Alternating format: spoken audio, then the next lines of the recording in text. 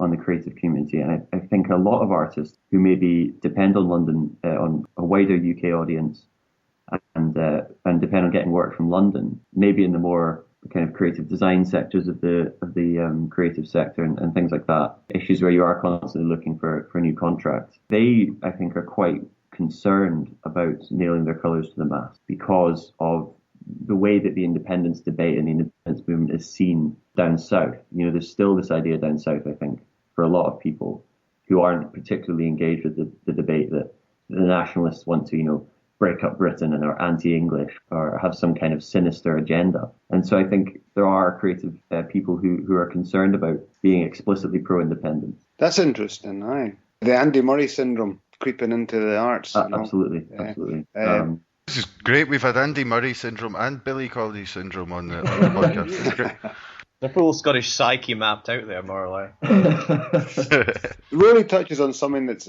I wouldn't have really associated it with the independence debate per se, because this is... I think at the moment, a lot of artists are coming back to me directly in conversations saying that there's an anti-Scottishness abroad in England. It's institutional. Writers complaining about their books not getting into shops. Bands trying to get their music played. Like James Naughtie was on Radio 4 with Pat Kane about a week ago, and he specifically said that for someone to sing in Scots with a Scots accent is commercial suicide. Now, as someone who's set up a record label, Noiriki Records, and the two bands that we have are singing very, very explicitly Teen Canteen and ML, very, very clear Scots accents coming through, and they're very pop, they're very young, very marketable, if you want to put it that way. Now, when we're hearing this, it makes you think, because this is a guy who works for the BBC, and if there's any institution that's going to be biased against Scots that could have an influence, it would in fact be the BBC, with all their, you know, all the radio shows and TV outlets.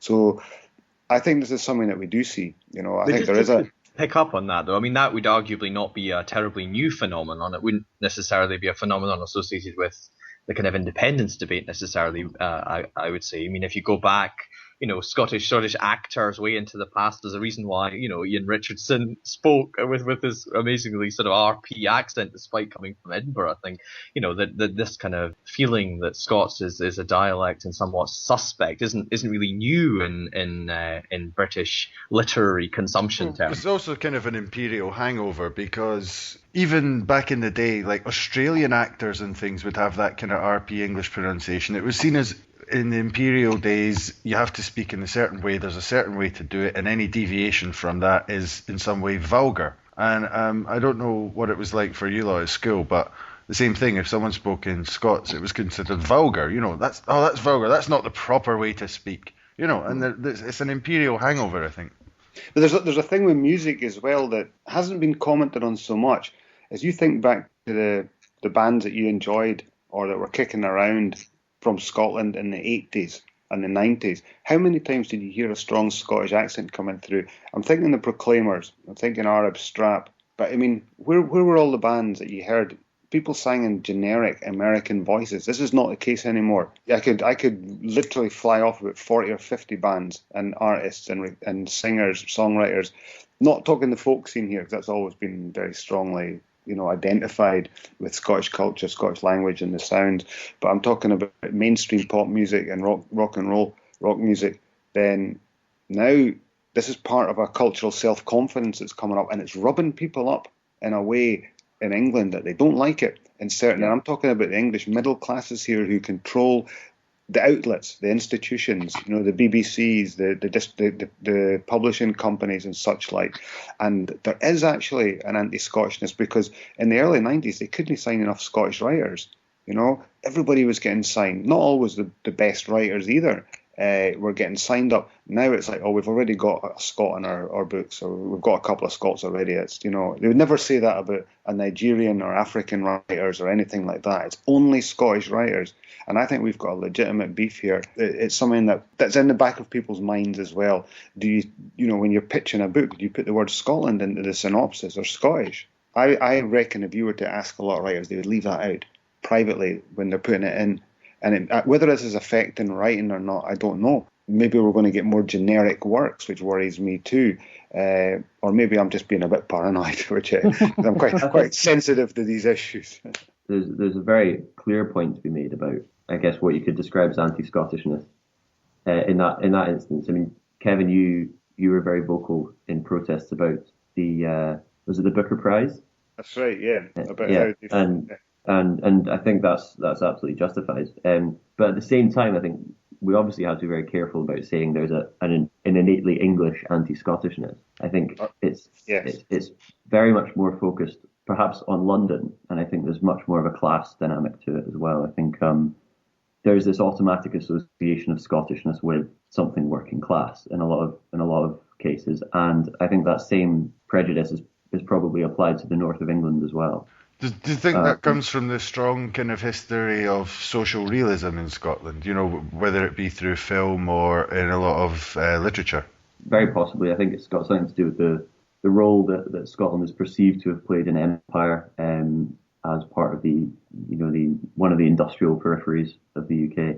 But we're really going down the historical nationalism rabbit hole here, so I should probably. But is there an interesting thing just on the points you raised there? It struck something which has really struck me a lot. If you go to Scottish theatre, you get this rather odd phenomenon where you go and see often rather middle class actors performing work by middle class authors to a middle class audience on a stage which is entirely full of working class characters, which I don't think is necessarily a bad thing, and alludes to sort of what Michael was saying there about the history of sort of the emergence, I suppose, of social realist theatre, which was quite an embattled entry into the stages of Scotland. But I wonder if there isn't something a bit curious about the Scottish middle class's consumption habits in terms of literature. And this is something which I think what Kieran Craig has commented on, that the Scottish middle class often seems to want to imbibe, to read about representations of Scottishness from which they are themselves excluded. I don't know if that resonates with anyone else, but it's something which has occurred to me quite often when I've been sitting in the Citizens Theatre or whatever. Yeah, they'd go to a play about Ridley or Easterhouse, but they'd never actually go there.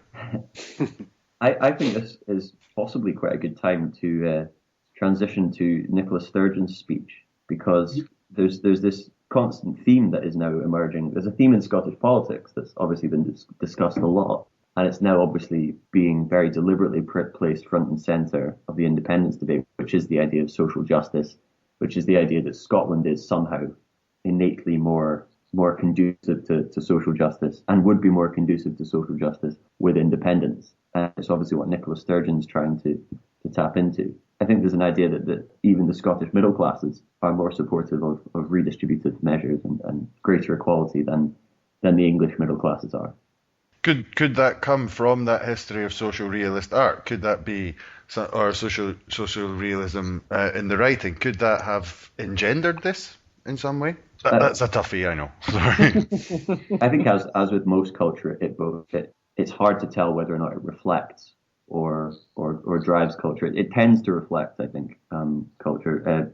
The arts tends to reflect the politics or the general psyche of the people much more than it tends to drive them. It's probably a two-way relationship. Do you not think the middle classes doth complaineth too much, as they say?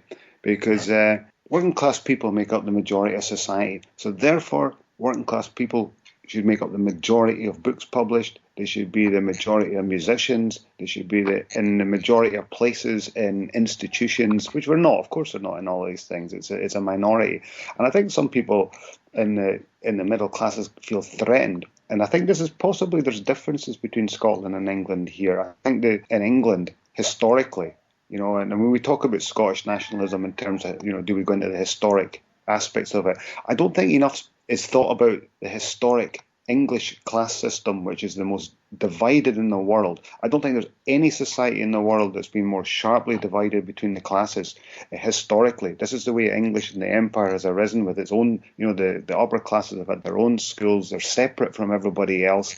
They work in their own, the old boys network. It still exists, the club system, all the things that we don't really have in Scotland to the same extent. I think historically classes have intermingled in Scotland much more than in England. So therefore people in the middle classes are more sensitive maybe to what's happening among poorer areas and among the thoughts of working class people than they are in England, where it's probably the country that's come closest to social apartheid more than anywhere else in the world. So England's got to deal with that historically, and that's why I think there are differences between the Scottish middle classes and the English middle classes. I don't think you should, necessarily draw too much generalisations from that. But this has been remarked on. Maybe we need to put England's history more under the microscope and how it's arisen to create the country that it is and the attitudes that it is, rather than concentrating just on Scotland, because there are differences in values that have arisen, and I think these are the origins of the values that have shaped Scotland as a different type of country, socially awareness, culturally aware, than England. It's reflected in politics and culture. And Jerry Hassan often writes about this, and he talks about these competing stories of Scotland, and I do think that the kind of Scotland as a working class nation it's a myth, as are most of the competing histories of Scotland in the independence debate. I think Scotland is as torn by social divisions and as often elitist as England is most of the time. We've got Glen Almond, and Edinburgh's, I think, got the most private schools of any city in the UK. I think this is a really interesting part of the debate, because you're saying, it's not a monoculture in Scotland and it's pluralism. And that's a very important part, because, you tend to get, when it comes to British state solutions for Scotland, it's a one-size-fits-all measure. And I think this is one of the strengths of the Yes campaign, is that it's coming from a pluralist perspective. So just always one of the problems of being in the union, just that where everything's one size fits all, everything's painted in that way. And everything's done relative to London a lot of the time as well. I think all the time, whenever pro-independence side or nationalists are trying to construct this kind of different Scotland, so much of the time they're defining it against London and not England. We share so much with the north of England, I think. And you saw Alex Salmond go down to the northeast, and IPPR, the think tank, produced a report on how the northeast could needed an Alex Salmond type figure. And Alex Salmond said, "Oh well, I'm an Alex Salmond type figure," and he went down to the northeast and spoke to them about relations between Scotland and the northeast. And I'm a Newcastle United fan, so I'm actually fully in favour of annexation after independence. But I think it's important to look at Scotland as a country that's not, it's not innately more left wing than England on the whole. But I like to think of independence as an opportunity to really push ourselves into that stereotype we've made of ourselves, to push ourselves into something where our whole national identity is wrapped up with a certain set of values. I'm in America right now, and it's so hard to make arguments that are, reasonably on the left, which would sound fairly normal in Britain, but when you try and make them in America, and people are outraged because they've got these values that are so tied up with their national identity. And I think Scotland likes to think that we do, but it's just not quite there yet. We say these things about ourselves and we don't act on them, much in the same way that America tends to do sometimes. But that's interesting, because there is a split in ideas here. The idea you're saying, it chimes with what Jerry Hassan writes on the myth, the national narrative mythology almost. But on the other side, Nicola Sturgeon's speech, if we go back to what she was talking about, she contradicts that, and she buys into the idea that we are collectively a nation that aspires to social justice and embraces the ideas of social democracy much stronger than it is in England. And of the two, I would go with the Nicola Sturgeon one with qualifications as well, rather than Jerry Hassan's version. I profoundly disagree with Jerry on that. I think there's enough indicators to show that people in Scotland, their social values are different, their priorities are different. It's a mixed bag, there's no doubt about it. And sometimes the willingness to fight for those values isn't as powerful as you would hope for, as sometimes coming from a more left field perspective. But I do believe that our values are different, and I do think it's reflected in the politics that we choose, the political parties. I mean, how can you explain the government that is elected in England compared to one Tory MP in Scotland? I mean, there must be something profoundly different, and it goes back to our history and our culture. It ties in with that. I think Scotland is a democracy-loving, freedom-loving country at heart, intellectually, even if that's not been totally embraced by everybody, or it's been allowed to drift a little bit. So, no, I'm going with Nicola Sturgeon on this one rather than Jerry Hassan. I don't think this is a myth. So we'll sit in opposite corners here if you want to fight it out. Maybe it'll be useful just at this point. I don't know if everyone will have read what Nicola said, but one of the active, probably the most quoted section of